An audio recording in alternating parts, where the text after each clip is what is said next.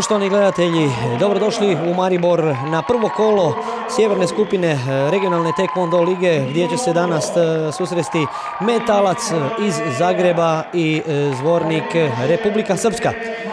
Danas u crvenim dresovima tim Metalca iz Zagreba, a u prvoj petorki nastupit će Vanja Rehak, Antonio Ivas, Goran Kosović, Niko Nobilo, Frane Erak, zamjene Vladimir Veljović i Marin Barišić, a trener ekipe Branko Pomahać. Za ekipu Zvornika danas u prvoj petorki nastupaju Đorđe Marković, Dragan Kulić, Marko Mihić, Miljan Ćosić i Branislav Milošević, a zamjene na klupi Željko Tošić i Vlado Škrljević. Duško Kusmuk, trener ekipe Zvornika, pripremio je svoju ekipu za ovaj težak meč, a glavni sudac gospodin Duraković iz Slovenije. Sve je spremno za početak, zaista dobar ambijent ovdje u Mariboru. Tomaš Barada, vlasnik Barada Sport centra, napravio je sve da ovo kolo lige protekne zaista u dobroj atmosferi.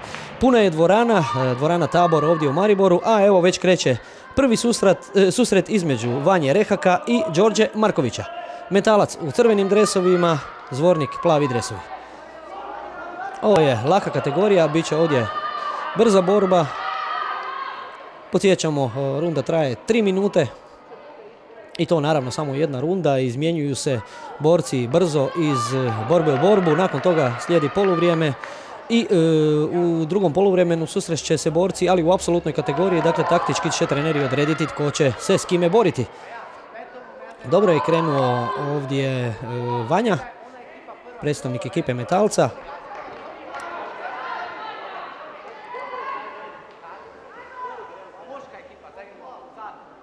Evo, malo taktiziranja, inače neobično za laku kategoriju, puno brže idu borbe, ali ovdje svaki bod zlata vrijedi, tako da su se borci odlučili na malo oprezniji pristup, ali evo ipak Vanja krene, pogađa niskim kružnim u trbuh.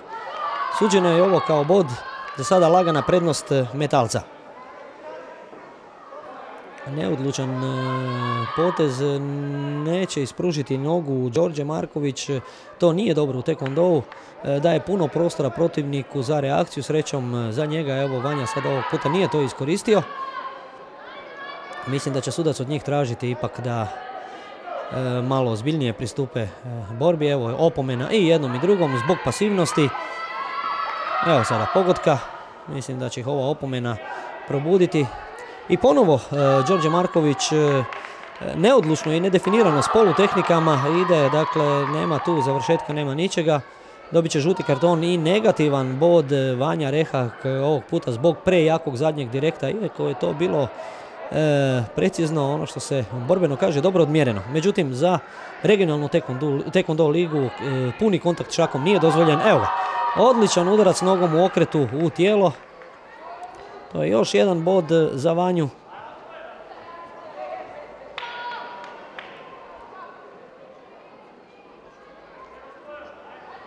Ponovo su se umirili.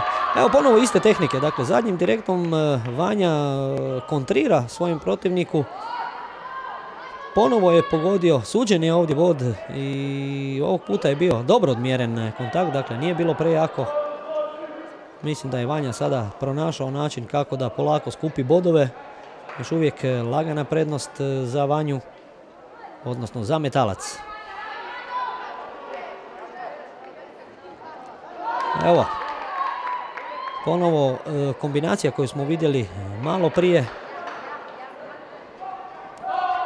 Evo sada još jednog lijepog pokušaja, nažalost ništa od bodova. Evo, istom taktikom Vanja polako sakuplja bodove, 8-1 za Metalac u ovom trenutku nakon prve borbe u prvom poluvremenu, a u borilište ulaze Antonio Ivas za Metalac i Dragan Kulić za Zvornik.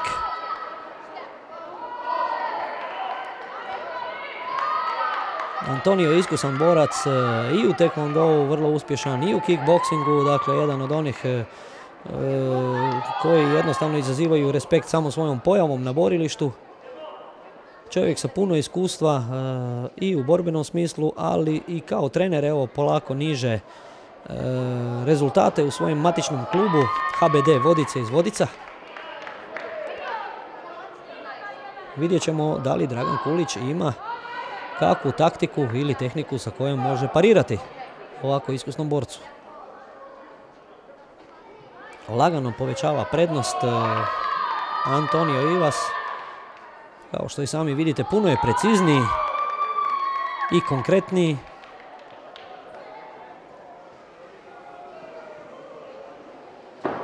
Oho, bilo je ovo zanimljivo i jedan i drugi su krenuli tehnikom udarac nogom u okretu, međutim evo završilo je u prazno, kako se kaže.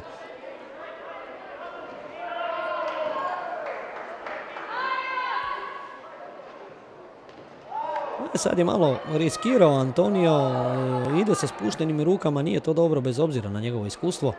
Mislim da će ipak morat pripaziti. Ovdje je suđena opomena zbog pada, čini mi se da nije dosuđen bod, iako je to naravno i pravilima definirano da ukoliko se postigne boda, istovremeno se i padne na pod, dakle ne sudi se bod. Ovo je jedan čisti udarac nogom u glavu, ponovo povećana prednost Metalca. Vidi se to odmah na bodovnoj listi, kako se kaže. Evo, ponovo blizu. Riskira i Dragan, previše su spuštene ruke. Međutim, srećom, evo, Antonio je ipak malo, možda preoprezan u ovoj borbi, mogu bi puno više napraviti. Evo, čini mi se da se sada ipak malo opustio. Podsjećam, prva borba između Vanje Rehaka i Đorđe Markovića završila je u korist Metalca 8-1. Antonio je naslijedio ovu prednost, psihički ima jednu opušteniju situaciju, iako je ovo tek prvo poluvreme. Međutim, puno je lakše krenuti sa 7 bodova prednosti. Dobro kontrolira tu Antonio, iako je mogao u kontri zaista puno više napraviti. Međutim, bitno je da u ovom trenutku Dragan Kulić nije postigao nijedan bod. Evo, pokušaj killera. Sada već polako djeluju kao dva teškaša. Nakon 12. runde čini mi se da su dečki malo umorni. Ali evo ga, odlično. Nažalost nije išao do kraja ovaj udarac. To je bio takozvani zasjekavajući udarac. Međutim, završio je onako na ramenu, naslonjena noga. Šteta.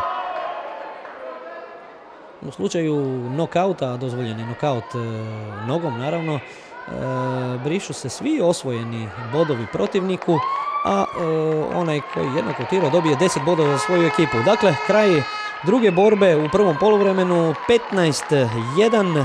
Antonio je napravio 7-0 za svoju ekipu, za ekipu Metalca, a nastavljamo u sljedećoj borbi. Nastupaju Goran Kosović, inače član taekwondo kluba Futura iz Pule, u ligi nastupa za Metalac.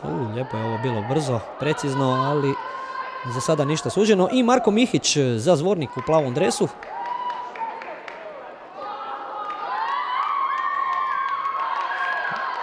Dobra reakcija Mihića.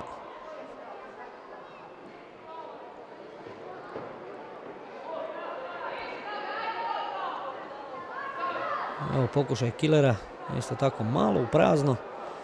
Inače taj udarac u taekwondou, pogotovo ovako izveden u skoku, u slučaju da pogodi u glavu donosi punih 5 bodova, to je strašno puno i teško dostižno. Pogotovo u pojedinačnoj borbi, međutim evo, liga je atraktivna sama po sebi upravo zato što se bodovi akumuliraju iz borbe u borbu.